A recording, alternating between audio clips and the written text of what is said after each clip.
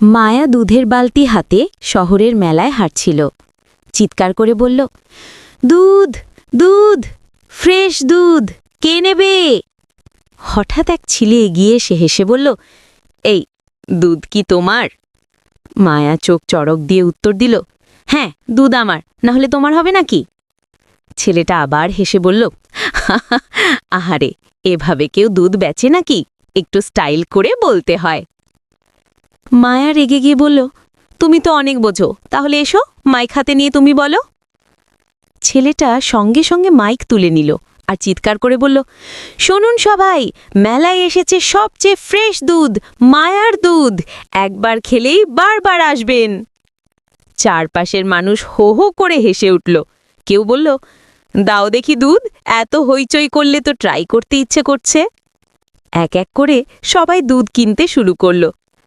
মায়া চোখ বড় করে ছেলেটার দিকে তাকিয়ে বলল, তুমি তো দুধ বিক্রির জাদুকর।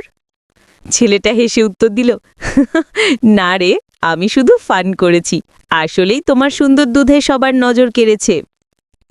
যদি গল্পটি ভালো লেগে থাকে, লাইক দিন, কমেন্ট করুন, শেয়ার করুন এবং সাবস্ক্রাইব করতে ভুলবেন না।